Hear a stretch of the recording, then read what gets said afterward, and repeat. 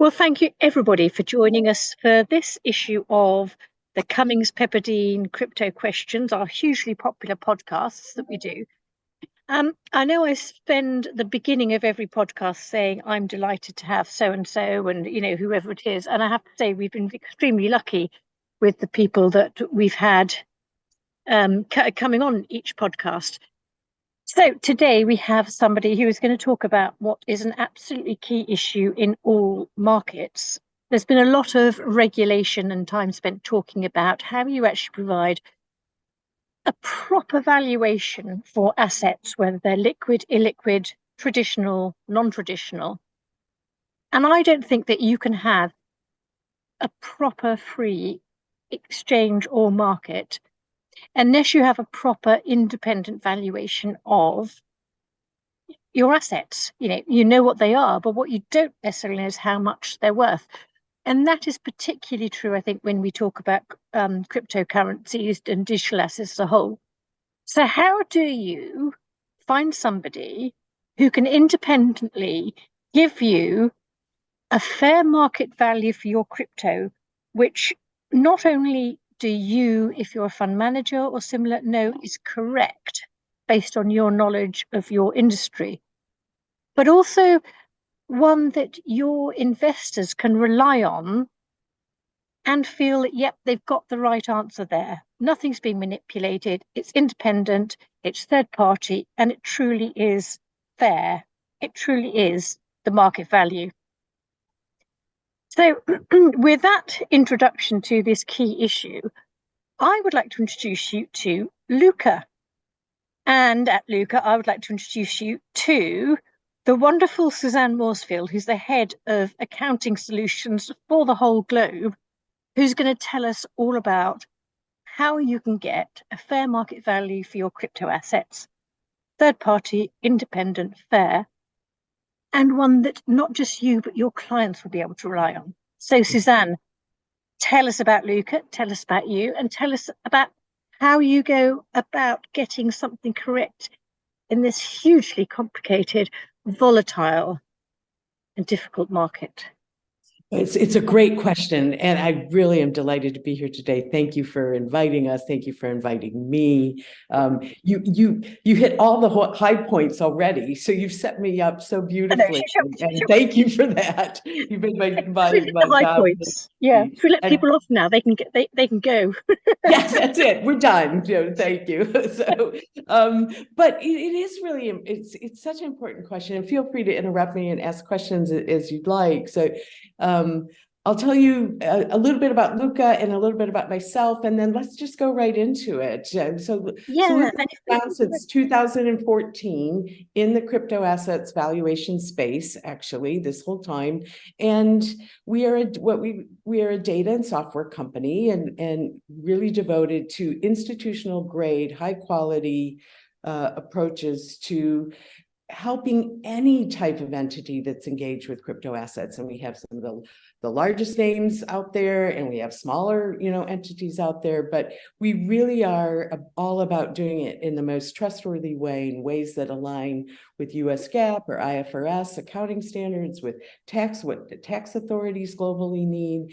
And as you said, there's two sides to this coin for your audience, which is their own internal sort of comfort level with the valuations that they have on their assets, and their investors. Like, there has to be real trust, real quality, real rigor, so that both sides of the coin really know that they're getting good numbers. And part of really the main reason I joined Lukka, because I come from a very, very traditional finance and accountancy background, is because of the quality and the rigor I saw around all of this. And so tell us a bit more about you. If anybody, sure. So I'm not, because it is a podcast, but you may be able to see us lovely ladies and also the slides. So if anybody, if anybody's got the joy of watching, You should be able to I joke about the fact that I'm old, and that's why my list of all the kinds of companies I've worked at, the companies I've worked at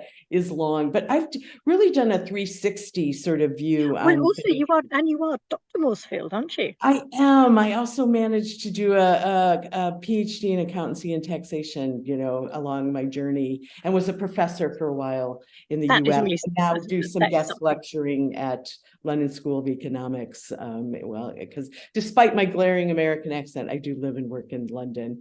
So I've been at a big four accountancy firm. I've been on the buy side at JP Morgan, on the sell side at Morgan Stanley, all in the sort of the teams that were analyzing financial statements to make decisions around trades, to make decisions around valuation. I was spent a lot of my career looking at that. I also worked at the International Accounting Standard Board as a staff member leading projects there. So I've been inside the actual rule makers to understand sort of their view and how that works. And How they tick what they're looking for, and so and why what that's Lukka really is important. doing that aligns with those principles and those regulations is really important. I have such an appreciation for that side of the story. And Well, again, I think particularly, I mean, it's a broad brush statement. Everybody says crypto is not regulated. Well, we know that's not true in every yes, sense. You can be yes, in, you can be out. There are different ways you can be in and out. yeah, But if you do sort of take this sort of the underlying premise that there is worry, there is yeah, fear, and that is justifiable because of a lack of regulation. yeah, If you therefore take what the regulators are after when it comes to a fair valuation, and I'm particularly thinking in the UK actually about funds and the need for the valuation policy to be yeah. to be correct. It's something that's so integral to the regulated markets. Why the hell shouldn't it apply to the crypto markets, whether they fall in or out, or they're captured by the different little nets of regulation or not? It's got to, And it's got to be important, hasn't it? it does. And And a really interesting thing that I participated in recently is just a quick background is the Alternative Investment Management Association has a good yes, practice. Ema, yeah. And they're updating, and it's forthcoming, I think by the end of this month, early May, they're updating the Valuation Good Practices Guide on a bunch of dimensions, including ESG, but also how to approach fair value and of crypto assets or digital assets, depending on which terms you like to use. And so I was fortunate to be part of a wonderful group of folks that Oh, have were you on done the this Ema working together. group for that? Yeah. Yeah, I Yeah, was part of that working group. And so I'm very they are excited. good Ema, actually, aren't they? I mean, they do. The thing I like about them is that they do. Sorry, excuse me, I put my these on. Um, they understand what we in the industry are going through on a day-to-day basis and try to bring it all together and make it work.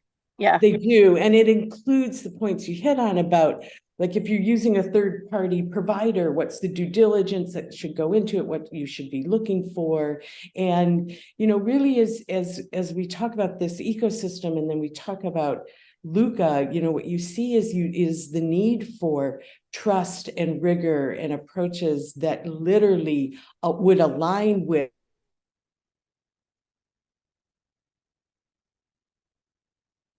Hello, Suzanne. Are you there? Have I lost you? That Lukka is so committed to, and I Oh, can talk about how we do that. One of the things we do is we do build on this we get at any attestations we voluntarily go out and get. So in the States, there's what we call the AICPA SOC 1 and 2 attestation that just yeah. shows it's detailed auditing of our processes, our approaches to coming up with these third-party prices. Then we've also done recently and passed the IOSCO sort of standards as well. And so we're always looking for ways to submit ourselves to extra rigor. Benchmark of yourself to then take those and then benchmark. Exactly, Yeah. So let's move on and have a look at. You very kindly in your slides given an overview. There are three issues we put in here for consideration. One is looking at the crypto ecosystem now. Yeah. One is the Trusted Data Foundation, and the third is how those come together to fair market value. And we've also got a slide coming up, which is my favourite. So I'm dorky me. Slide 10, which, we've got ticks and crosses, crypto and equity. So I sound like we're about to play hangman on noughts and crosses, don't I? So, right. Let's go through these slides. We'll talk about, first of all, about how you and I see the ecosystem at the moment, because without a strong ecosystem, you don't get strong players, do you? No, it's so true. And when we get to slide 10, so at this point, I can lay out, here's some facts about the intricacies, the things, the challenges in this ecosystem, which is there's hundreds of exchanges, hundreds of marketplaces, all or most of which are completely unregulated, and they're scattered around the world. And I can trade in this one on this side of the world, and you can trade in this one on that side of the world. And so there's just a whole different sort of kettle of fish there. They operate 24/7. So there's no market close. So when am I striking NAV? So how do you mark to market if there is no market? How do I do that? Close? Exactly. Yeah.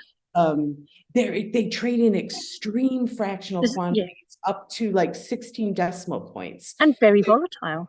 And there's volatility and dynamics, that it's just a very dynamic market. So, and some trade without a fiat currency on the other side. So I'm trading one crypto asset for another. How do I get then to fair value in US dollars, in euro, in pound sterling, in the yuan? How do I get there? And so you need help and tools, because this is just laying out some of the things that are different about this marketplace and again, we see it mapped again in slide 10 with, like you said, the ticks and the crosses, but number 10, my favorite. And it's just a massive marketplace, and like you said, it's volatile, and it's interesting, isn't it? Because it's massive, but then if you were to compare the crypto market, so we've got up here total shares paid in map against all entities, 131,000 plus. Now,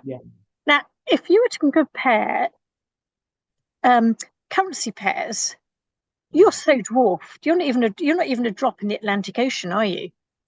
Yeah, it's true. It's very, very true. But at the same time, I mean, I haven't got the figures. I don't know if you have. I don't. But I just wonder, 8 years ago, which is when actually I first started sort of properly advising on crypto. I'd been interested in it before then, but that was my first advising. I wonder what the total trading pairs mapped across all entities for crypto would have been at that point. And I wonder how you could take that to project the future. I'm guessing you've got a team of analysts who could do that. So maybe that would be a follow-up email. It's a great follow-up question that I'm happy to look at and come back to you on. Look at that, and then what we could do is maybe we could just stick it out and say, as a LinkedIn or something for, or on our mailing lists. Absolutely, be happy to do that. Because what's interesting is I have to, every time I give this chat about this or show this, to update the slide. Like it's like, even since I started at Lukka 2 years ago, I mean, these numbers have just even since we started talking about doing this podcast a few weeks ago, you've had to send me some updates. So yeah. So it's a constant sort of update. You're right. Which is what's so interesting. I have to say, it is. It's part of like, I've loved going from sort of a very traditional background, as you could see, into this world where you still need all the traditional experience and expertise, but you're in just a really dynamic, interesting environment to apply all of that to. And that, kind of leads nicely into this sort of sense of you need a trusted partners to work with. And it's why I think, sort of those of us with the traditional background are really useful and good to see and have in this industry, because that we're bringing sort of the true. You've got those years of training and background that you can then apply to something new. And I just think the application of something new is itself an interesting one, because you can't just sort of it doesn't work if you just take this clunky thing and stick it onto crypto. but the principles Yes. are fair across all walks of life. Yeah. So you can take the principles and with a background work out how to use them. That's right. That's right. And what's interesting about the fair value accounting is it is one of the last accounting standards that the FASB, the US GAAP, and the IFRS folks worked together on jointly. You know, there was a sort of a few of them where they literally crafted them together, and it is very principles based. Value. Yeah, it's very. I always think fair value, you start to get into the realms of sort of dark arts and Harry Potter, because yeah, it's a one. I've grown to love this standard because the principles in it are really just very, very sound, and they give you room for management and professional judgment, but with guardrails. There's real sound guardrails on the principles in the standards for fair value, and I'm assuming what we're talking about as well is something which is very applicable for different types. So you may let's go back to fund management. Yeah. You may have a single manager where if that manager goes under a bus, the value of the investment management firm, no matter what's in place for risk management, is going to go down. Yeah. So therefore, you know, you could argue that the fair market value of what's in the fund goes down because it could just be sitting there not being traded in or out correctly. That's very different to, say, an investment management firm which is systematic or has a whole stable of strategies and managers and analysts, you know, across it. So again, the fair market value has to have those very almost sort of nosy personal elements to it as well. But again, within the guardrails. Yes. Yeah. Completely agree. I think that's a great example that you need that kind of flexibility for the role of valuing, but at the same time you need the guardrails. So to stay within just to keep it from going completely off the rails, so to speak. So and to have that trustworthiness, as we've talked about, for both the investor side of the coin and let's move on now. For those of us who are watching, you'll be able to see we've got up here a slide which has types of transaction and then considerations. And I think that this will be a very nice one to just, maybe you could just pick a couple of them, talk them through, because I think this gives us some very nice real life examples of things that we need to consider. Yes, I'm happy to. I mean, one of the points of this slide is to say, here's a bunch of different transactions you can engage, different types of. And this is just the start, isn't it? Yeah, and it is just the start. Okay. And there's 6 types of transaction: crypto holdings, crypto investments, for example, a DAO might be one, staking, commerce, general reporting, and other use cases. Now, that is really just a very slight and short scamper over the surface. So with those 6 ones, those 6 types, let's talk about some considerations. Absolutely. These high-level scamper over the surface considerations. Yes, great. Well, and before I do that, one thing I would say is if you could see this slide, you'd see fair value is in every single one of these. Yes. It pops up in some way, shape, or form. And so if someone's like, well, why is it so important or whatever, I go, well, let me just not important, actually.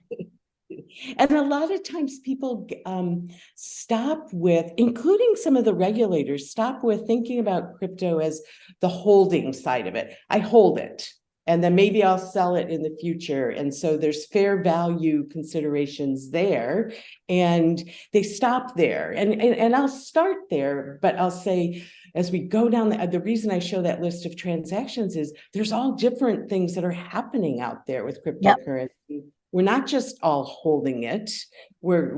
Sometimes we're using it in commerce. Sometimes we're using it to generate some sort of yield by using the staking type of things. And so let me start with the holdings, though, because that's the simplest place to start in a way. It's the most common place to start. And depending on what type of entity is holding it, you have different potential accounting rules and accountancy rules around fair value. So if I am the world famous, of course, Tesla, and I'm holding it, I'm an automobile company, I have different rules around the fair value. You're So Elon Musk, you have different rules around everything. well, that's true. Yeah. That is true. Yes. You have space So travel at your fingertips. exactly.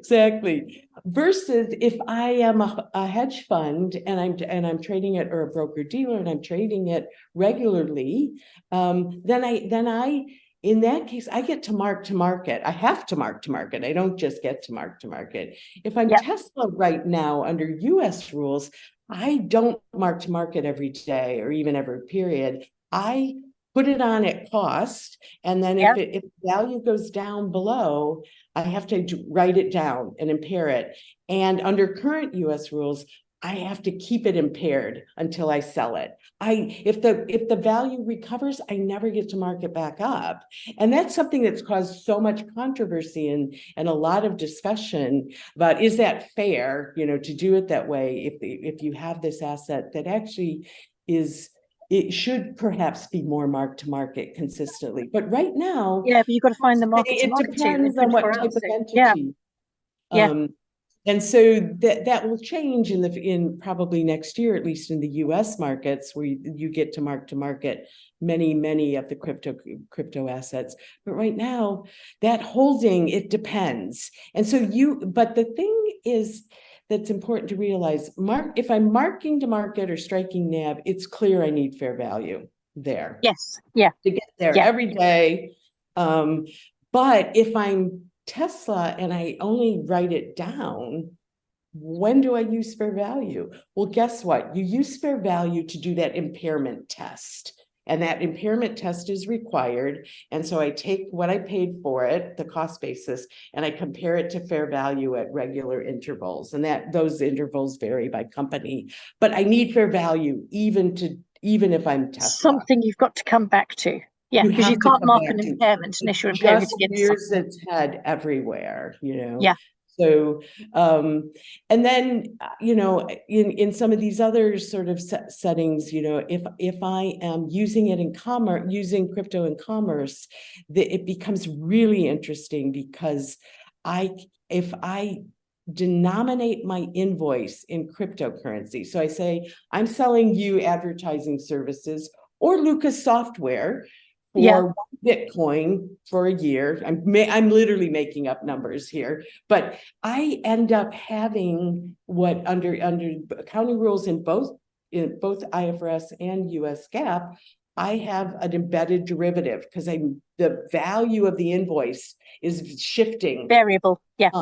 And I need fair value to keep track of that. My invoice doesn't stay at 20,000 pounds. It varies because I put the invoice in Bitcoin. So I need fair value. It was one Bitcoin, a couple of weeks ago. It's probably, it's less than a Bitcoin. Yeah, exactly. Yeah. But you have been paid in the Bitcoin, which is now going up a little bit. Yeah. That's it. And so there's a couple examples of where, fair value and considerations around it. And even you as an investor looking at a company's financials, if you suddenly see them have embedded derivatives and they've never had derivatives before, you can read in the notes, and it's important to read the context around them. It can be just simply because they are buying and selling things, and the invoices are denominated in crypto. And it's a fascinating use case, So the other thing that's just, this, other aspect of it that we've touched on is just literally sort of how it gets classified in the balance sheet varies. Again, it varies sometimes between US GAAP and IFRS, and it varies sometimes between the type of entity you are. So Tesla has to treat it as intangible, a hedge fund gets to treat it as an investment that's marked to market. Broker dealers often get to treat it as inventory. So it's just important to realize it's very different depending on the case. Yeah. And I think the slide I've just moved to now, slide 9. Yeah. Sets that out very clearly. Sort of, well, you've got intangible. I think I would probably say intrigue, because it's so, not in the sense that there's anything nefarious about it, Right. but the fact that it is an intriguing area to look at to get it right and to get it fair.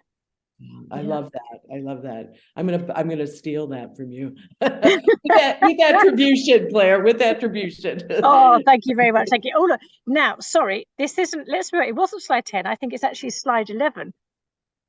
Slide Um, 10, we talk here, we've sort of recapped what we said before about the markets being open every single hour of the day, not being regulated, that you don't always know that with most of the time, but not always, you don't know the information is actually what information you can rely on. And yes. you're not always entirely sure who the principals are or their assets. So Yep. if you Yeah. compare that, so it is close anyhow. Now we take that and we look at those 4 points with crypto. Now, crypto is open 24/7.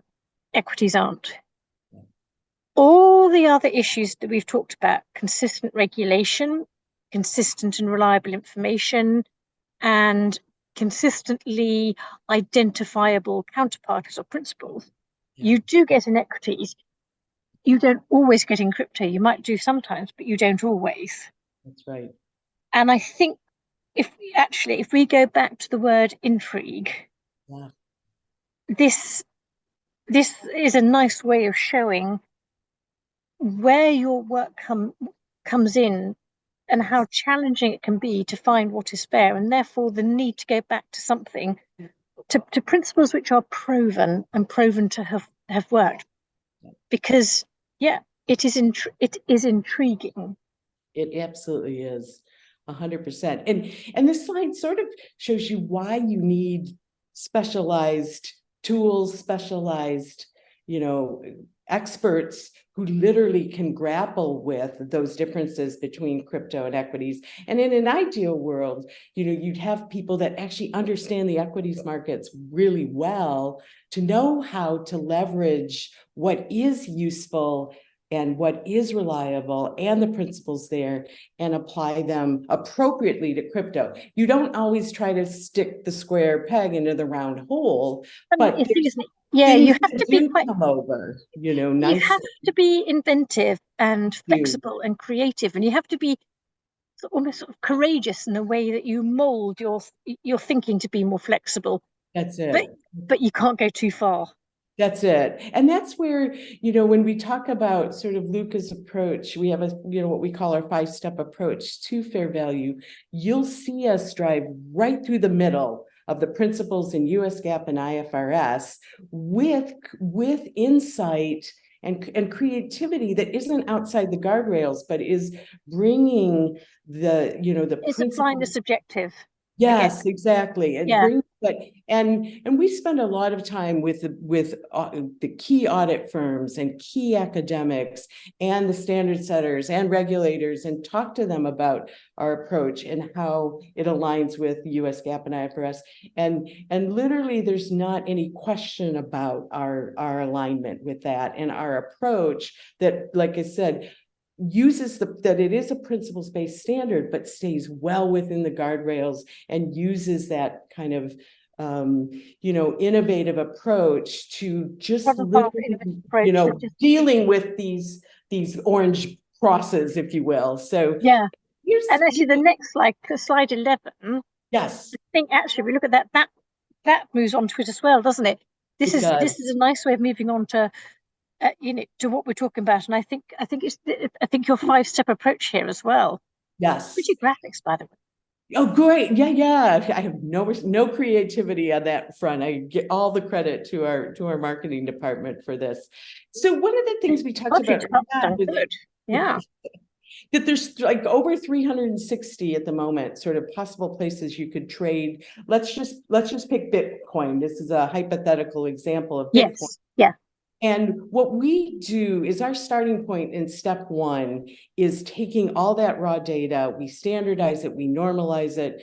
There's different tickers for Bitcoin on every different exchange. So, Oh, there are. Yes. and we map it all and normalize it, standardize it. And what we also do is narrow down from 360 plus exchanges to, in this case, we're at 14 that are ones that meet information, quality, reliability kind So of you're sifting through to standards. get to, in effect, take Yes, yourself to be able to, on the previous slide, take yeah, the X's and turn them into ticks as absolutely. much as That's it. possible.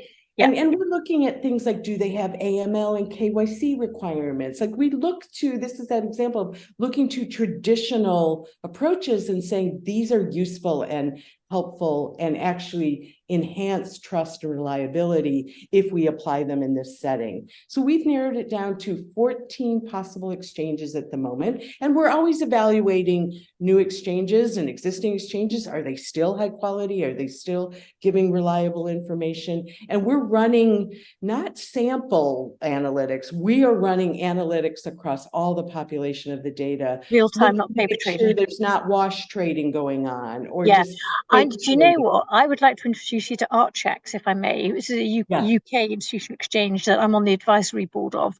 I think Yes. I think that you may want to either slip them in at 15 or take someone out and replace them. So anyway, that's for Okay. later. But Okay. Okay. Good to you know. know, Good to you know. put two ladies together, we cannot help making introductions in marketing, can we? Yeah, that's great. I love it.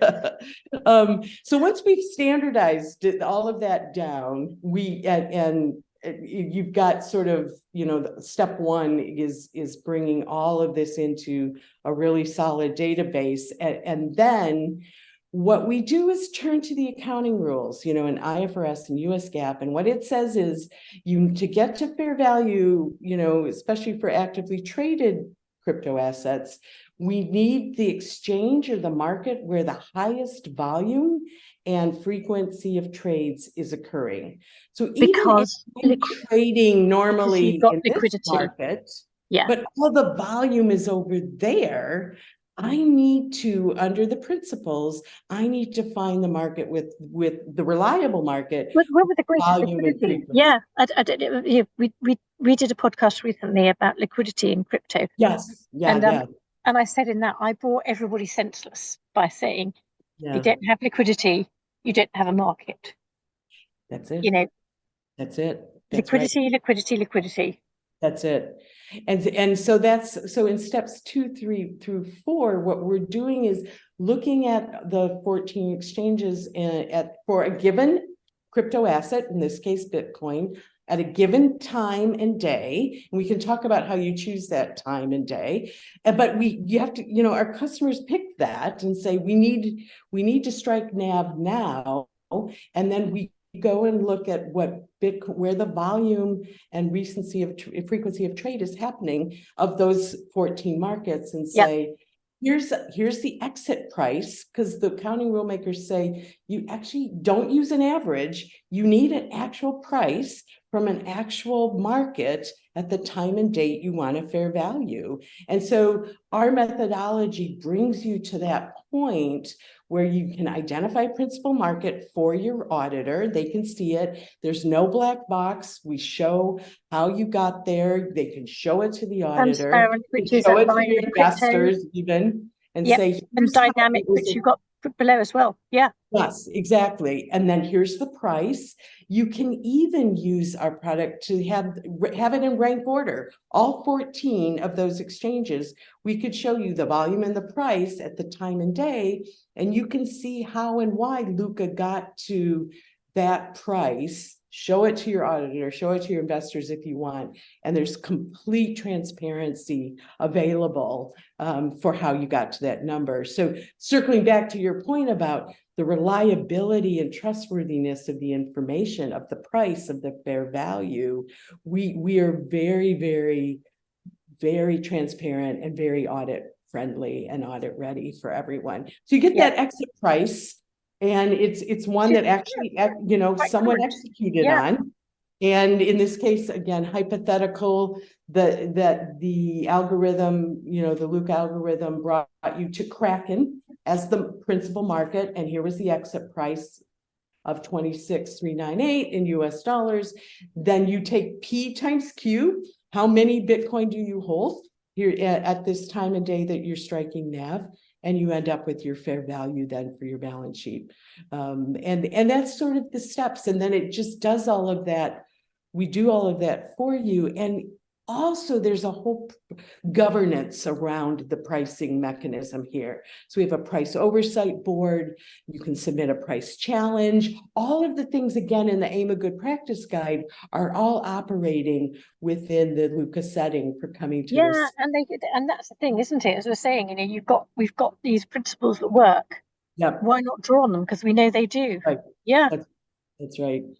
And So then, if I wanted to leave time if you had any more follow-up questions. exactly, well, I have to say, I've been quite engrossed. I haven't asked that much, because I sort of chat has gone along. So I just wanted to go here to say that. Yes, yes. So, yeah, if anybody is watching again here, slide 14 again, you see that 5-step process in a bit more detail. And then, And then a little, let's do some more Lukka marketing. Tell us about Lukka. Sure. Okay, sure. So the assets that we cover with this particular product is constantly growing. So and what we talked about in this sort of 5-step approach is really about the actively traded sort of crypto assets that meet a threshold for that. We also, though, help customers as you go down from level 1 and to use accounting, so to speak, to level 2 to level 3. We can help with all of the levels, and we're constantly building new functionality around our fair value approaches to just help, even if it's less frequently traded. And let's say there's not an active market, to your point. Yeah. How do I come to a fair value?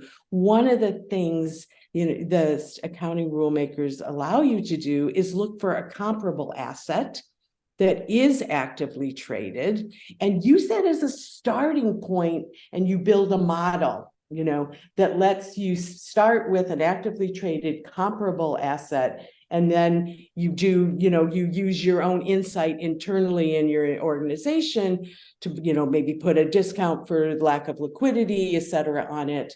But you have a starting point that you're allowed to use as part of your model. And so Lukka also can help you do that. We can help you identify comparable assets. We have a separate product that helps do that, and it works together with this Lukka Prime pricing engine to get you to some kind of fair value that doesn't maybe have an active market. We can help with that as well. And I would just quickly, as ever, add my legal bit, which is it's all very well having this, but you've got to get the lawyers involved.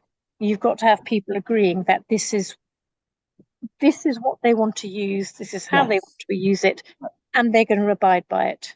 Yes. Because nobody really wants litigation. So it's best to just talk it out, document it up front. Yeah. Off you go, everybody's friends, and we're all working together. That's right. That's it. You're right. So it's a great closing point. Like, you really do need everyone to look at it and to think about, to work through our steps and work with us. And we're very, very, we're very good about talking through and, working with the lawyers and everybody so that and auditors. Sometimes we speak to the actual audit firms and if they have questions about the method or whatever, and we're really, really happy to have those conversations. Yeah, so I think you've got to talk these things through because, when you work, it's very easy to, we find this in particular, you've got, the lawyer, the client, the relationship, but actually it's not about that. It's about, it's all about having a good chat and sorting it through. That's right. That's right. Yeah. So on that, want a provider that's willing to do that. Yeah. And that's something to also to look for, I think, is who are the service providers who's really willing to have those conversations. Yeah. Yeah. Now, so Dr. Suzanne, if I may call you that. Sure. My last question for you, for anybody again who, because I'm running the IT on this and I'm not in the slightest bit certain if I'm very dubious that the visuals are going to work here. Yes, yes. So, excusing my incompetence on anything to do with IT, in case people can't see, what you've got up here is your email address and your website. Absolutely. Tell the listeners, what's the website? Sure. So go to our website is,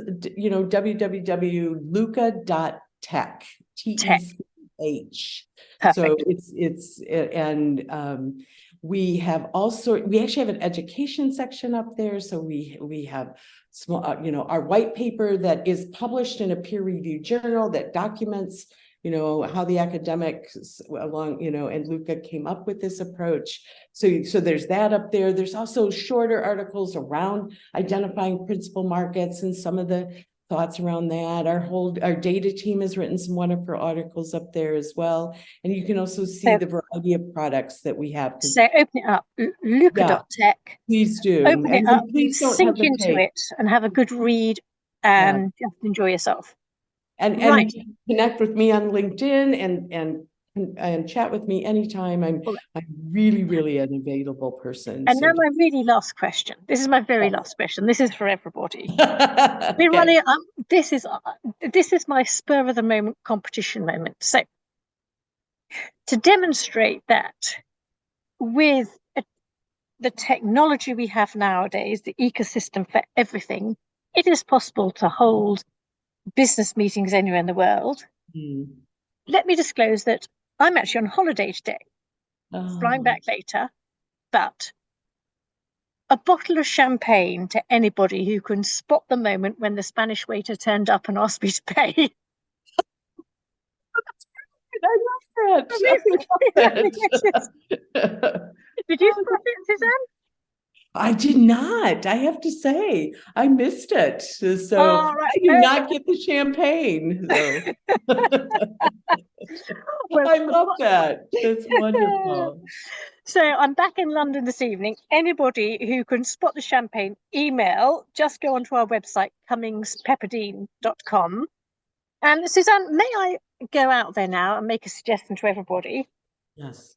You, me, open bar, 5 o'clock one evening, everybody come along and talk crypto with us. How does that sound? That sounds wonderful. I'd be delighted to do that. Really delighted. We'll get the date out. I'll have copies of our Cummings Pepperdine Encryptionary forwarded by Lord Davey going around to every single MP this month. I'll have copies of those around. So then we can all enjoy a glass of champagne, regardless of whether you missed the Spanish, waiter or not. So that's great. Exactly. Regardless of the bill for my sparkling water. I love it. Thank you so much. It's such a pleasure. Lukka, Lukka.tech, TECH, and CummingsPepperdine.com. See you all soon. Bye-bye. Thank you so much. Bye-bye.